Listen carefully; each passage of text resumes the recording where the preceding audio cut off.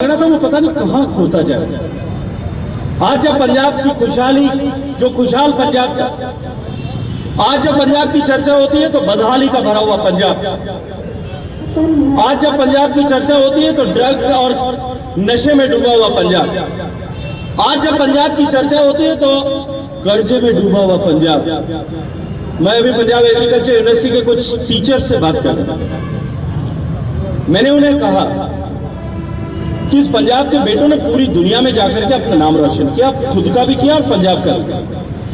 देश में भी, देश से बाहर, पंजाब से बाहर निकल करके जहां गए, महाराष्ट्र में गए होंगे, मेरे राजस्थान में आए होंगे, उत्तर प्रदेश में गए होंगे, हिमाचल प्रदेश में ये दीदी बैठी है, इनके यहां बद्दी में गए होंगे, देश के किसी भी कोने में गए होंगे या दुनिया के किसी भी कोने में, अमेरिका में, कनाडा में, फ्रांस में, इटली में, जर्मनी में, यूके में, जहां कहीं भी गए होंगे,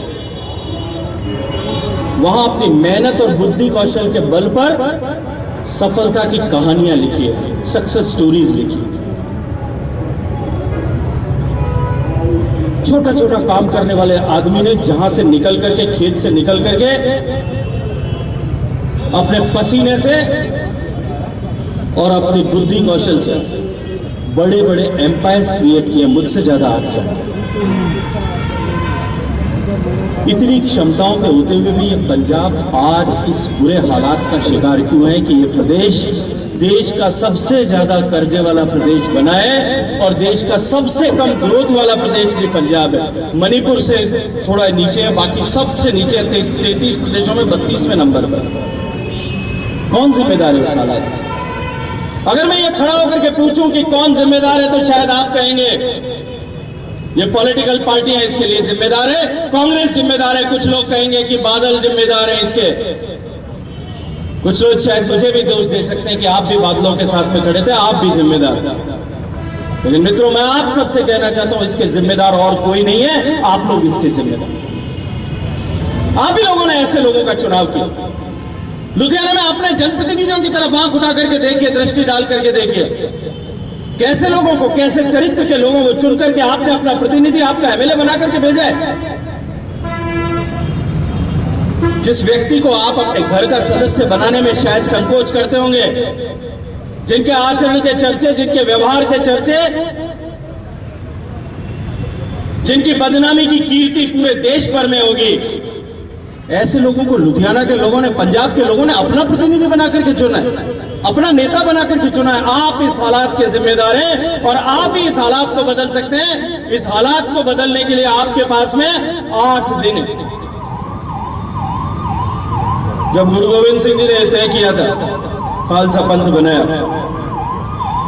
और 5 प्यारे अपने जीवन देने के लिए मांगे थे, उन 5 प्यारों के ताकत पर खड़े करके खालसा पंथ ने इस हिंदुस्तान को जो है सारे आतताइयों से और सारे आक्रांताओं से बचाया, सारे दुश्मनों से बचाया। कितने 5 प्यारे यहां पे? क्या आप लोग बाहर निकल करके इस हालात को बदलने के लिए उस संकल्प की शक्ति के साथ में आगे नहीं बढ़ सकते? ये सिंहों का प्रदेश, आने वाली पीढ़ी को हम क्या जवाब देने वाले? आज जिस तरह से भारत की कीर्ति बढ़ी है पिछले 7-8 साल में, जिस तरह से भारत का सम्मान पूरे विश्व भर में बढ़ा है, मुझसे ज्यादा विश्व भर में जाने का अवसर आप सब लोगों को मिलता होगा। आपके परिवार का, घर का सदस्य, पंजाब के हर दूसरे घर का बेटा शायद दुनिया के किसी न किसी कोने में रह रहा हो। मुझे भी आपके आशीर्वाद से पूरी दुनिया में काम करने का अवसर मिला। आज से 20-30 साल पहले, 15 साल पहले तक जब दुनिया के किसी देश में जाते थे, भारतीय जैसा हुलिया दिखने वाले आदमी से अगर पूछते थे कि तुम कौन से देश के हो, किस देश के निवासी हो, वो बहुत डरते डरते कहता था हाँ मैं एशिया, मैं एशिया का रहने वाला हूं। ये डरते तो बताता नहीं था कि मैं भारत का रहने वाला हूं। उसके शायद मन में कहीं संकोच होता।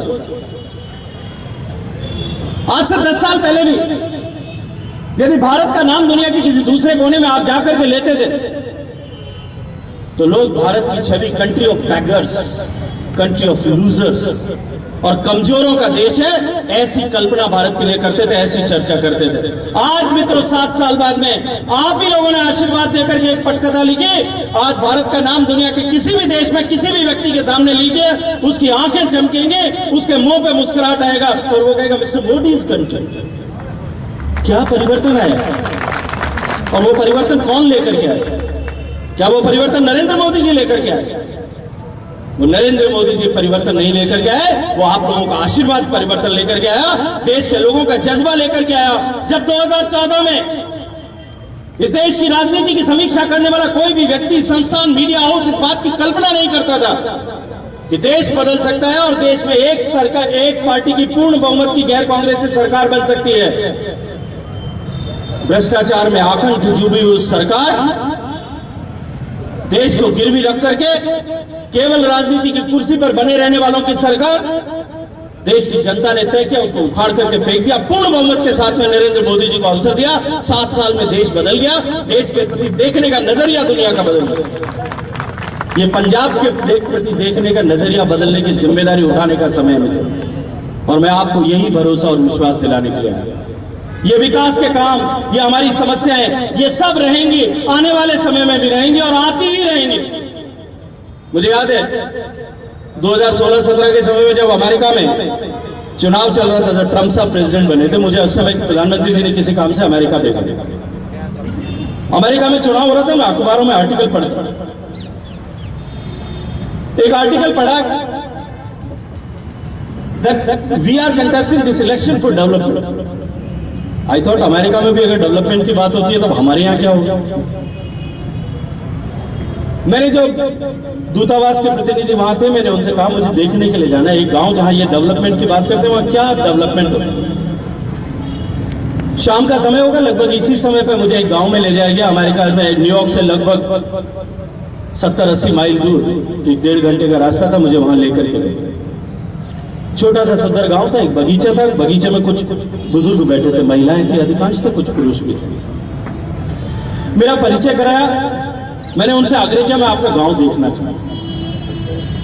वो मुझे अपना गांव दिखाने के लिए ले गए। तो एक महिला गाड़ी में बिठा करके मुझे साथ में अपना गांव दिखाने के लिए लेके गई। एक बहुत सुंदर सा हॉस्पिटल बना हुआ था, अच्छा स्कूल बना हुआ था, सब तरह की व्यवस्थाएं थी गांव में, सब तरह की सड़कें, सफाई, सारी चीजें एकदम एडिकेट थी। मैंने उनसे पूछा बहन जी आपके यहाँ पानी बिजली टाइम पे आता है? तो वो बड़ी मुस्कुराई और आश्चर्य के साथ में मुझे देखा कि बिजली भी कभी जाती है क्या? मैंने कहा हमारे यहाँ तो हिंदुस्तान में बिजली जाती ही रहती है, आती कम है जाती ज्यादा है। उन्होंने कहा कि मैंने पिछले 40 साल में एक बार भी बिजली कटी हुई नहीं।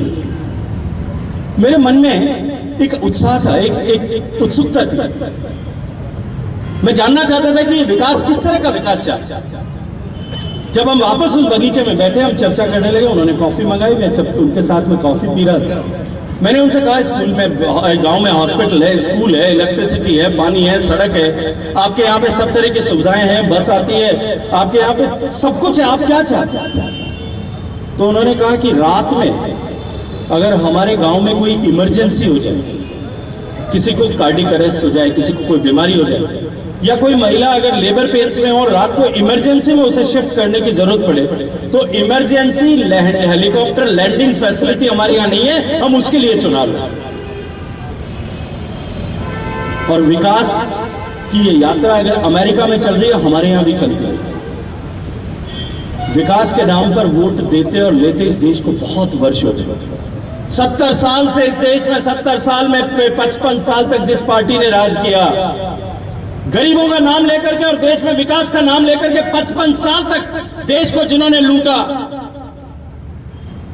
2014 में जब देश के प्रधानमंत्री ने लाल किले के प्राचीर पर खड़े होकर के कहा था हम हर घर में शौचालय बनाएंगे, शायद लुधियाना में आप बैठे हुए सारे धनाढ्य वर्ग के लोग कल्पना भी नहीं कर सकते कि देश के निश्चित ही पंजाब की जनता अब की बार इस परिवर्तन के लिए मानस बना करके प्रभावी रूप से भारतीय जनता पार्टी का समर्थन कर रहे हैं। लोग की चाहते हैं, लोग की चाहते हैं, लोग परिवर्तन चाहते हैं, लोग उकता चुके हैं और भारतीय जनता पार्टी को मौका देकर के डबल इंजन की सरकार बनाना चाहते हैं। रवनीत बिट्टू ਜਿਹੜੇ ਨੇ ਉਹਨਾਂ ਨੇ ਆਰੋਪ ਲਗਾਇਆ ਬੀਜੇਪੀ ਦੇ ਉੱਪਰ, ਕਹਿੰਦੇ ਬੀਜੇਪੀ ਦਾ ਦੂਜਾ ਨਾਮ ਈਡੀ ਹੈ, ਡਰਾ ਕੇ ਸਾਨੂੰ ਡਰਾਇਆ ਜਾ ਰਿਹਾ ਹਰ ਪਾਸਿਓਂ, ਤੇ ਜਿਹੜਾ ਦੌਰਾ ਸੀਗਾ ਪ੍ਰਧਾਨ ਮੰਤਰੀ ਦਾ ਰੱਦ ਹੋਇਆ, ਉਸ ਦਾ ਜਿਹੜਾ ਅਸਰ ਹੈ ਸਾਰਾ ਸਾਡੇ ਜਿਹੜੇ ਭਾਂਜੇ ਨੇ ਸੀਐਮ ਦੇ ਉਹਨਾਂ ਦੇ ਉੱਪਰ ਕੱਢਿਆ ਜਾ ਰਿਹਾ ਤੇ ਕਰੰਟ ਲਗਾਇਆ ਤਸੀਹੇ ਦਿੱਤੇ ਜਾ ਰਹੇ ਨੇ। देखिए मैं एक बात पूछना चाहता हूँ, मुख्यमंत्री जी के रिश्तेदार के यहाँ जो हनी मनी चनी का खेल चल रहा है, मैं पूछना चाहता हूँ उनके यहाँ जो 10 करोड़ रुपए या करोड़ों रुपए मिले वो क्या ईडी ने रखवाए थे सर इस तरफ? क्या उनके यहाँ जो अरबों रुपए के लेन देन के कागज मिले वो क्या ईडी ने रखवाए थे या भारतीय जनता पार्टी ने रखवाए थे? कोर्ट में जो ईडी ने, मैंने तो आप ही के न्यूज़पेपर्स चैनल्स में देखा है, ईडी ने जो रिपोर्ट प्रस्तुत की है उसमें जो उन्होंने कहा है कि उन्होंने कन्फेशन किया है 235-37 पता नहीं कितना करोड़ का, क्या वो सरकार ने रखवाए थे? उन्होंने खुद ने कन्फेस किया है कि जो है हमने ट्रांसफ़र में, पोस्टिंग में, माइनिंग माफिया से इस तरह का जो है भ्रष्टाचार का खेल किया है। तो वो क्या उसका जवाब वो देना चाहेंगे? केवल आरोप लगाना, और देश के सारे न्यायालय खुले हैं। अगर भारतीय जनता पार्टी की सरकार ने इसमें कुछ भी किया होता तो सारे न्यायालय खुले थे, किसी न्यायालय ने उन्हें संरक्षण दिया? ਪੰਜਾਬ ਦੇ ਦਿਨ ਬਦਲਣ ਵਾਲੇ ਨੇ। ਪੰਜਾਬ ਦੇ ਵਿੱਚ ਕਰਪਸ਼ਨ ਖਤਮ ਹੋਣ ਵਾਲੀ ਆ। ਪੰਜਾਬ ਦੇ ਵਿੱਚ ਗੁੰਡਾ ਗਰਦੀ ਦਾ ਜਿਹੜਾ ਰਾਜ ਹੈ ਖਤਮ ਹੋਣ ਵਾਲਾ ਆ। ਪੰਜਾਬ ਦੇ ਵਿੱਚ ਵਿਕਾਸ ਦੀ ਲਹਿਰ ਚੱਲਣ ਵਾਲੀ ਆ। ਪੰਜਾਬ ਦੇ ਵਿੱਚ ਜਿਹੜੀਆਂ ਪਿਤਾ ਪੁਰਖੀ ਪਾਰਟੀਆਂ ਨੇ ਕਾਂਗਰਸ ਤੇ ਅਕਾਲੀ, ਉਹਨਾਂ ਦਾ ਪਤਨ ਹੋਣ ਵਾਲਾ ਆ। ਪੰਜਾਬ ਦੇ ਵਿੱਚ ਨੌਜਵਾਨਾਂ ਨੂੰ ਰੁਜ਼ਗਾਰ ਮਿਲਣ ਵਾਲਾ ਆ।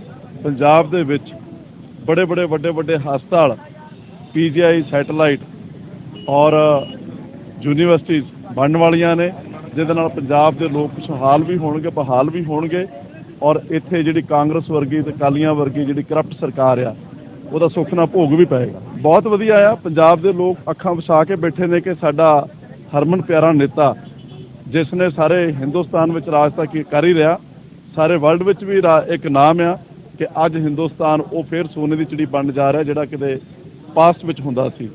ਉਸ ਨੇਤਾ ਦਾ ਅਸੀਂ ਇੰਤਜ਼ਾਰ ਕਰ ਰਹੇ ਹਾਂ ਅੱਖਾਂ ਵਿਛਾ ਕੇ। ਪਰਮਾਤਮਾ ਕਰੇ ਇਹ ਲੀਡਰ ਸਾਡੇ ਦੇਸ਼ ਨੂੰ ਹਮੇਸ਼ਾ ਲੀਡ ਕਰਦੇ ਰਹਿਣ। ਸਾਰੇ ਹਿੰਦੁਸਤਾਨ ਦੇ ਨਿਵਾਸੀ ਰਾਮ ਲਕਸ਼ਮਣ ਨੇ, ਔਰ ਇਹ ਜੋੜੀ ਤਾਂ ਬਾਖੂਬੀ ਤੁਹਾਨੂੰ ਦਿਸ ਹੀ ਰਹੀ ਆ ਕਿ ਜੋ ਅੱਜ ਹਿੰਦੁਸਤਾਨ ਦੇ ਵਿੱਚ ਹੋਇਆ ਉਹ ਕਿਤੇ ਪਹਿਲਾਂ ਹੋਇਆ ਸੀ। ਬੜੇ ਕਾਂਗਰਸ ਦੇ ਪ੍ਰਾਈਮ ਮਿਨਿਸਟਰ ਇੱਥੋਂ ਆ ਕੇ ਚਲੇ ਗਏ, ਜਿਨ੍ਹਾਂ ਨੇ ਨਾ ਤਾਂ 370 ਤੋੜੀ ਸੀ, ਨਾ ਹੀ ਰਾਮ ਮੰਦਿਰ ਬਣਾਇਆ ਸੀ, ਨਾ ਹੀ ਦੇਸ਼ ਦਾ ਵਿਕਾਸ ਕੀਤਾ ਸੀ। ਅੱਜ ਦੇਖੋ ਦੇਸ਼ ਦਾ ਕਿੰਨਾ ਵਿਕਾਸ ਹੋ ਰਿਹਾ ਹਰੇਕ ਪੱਖੋਂ।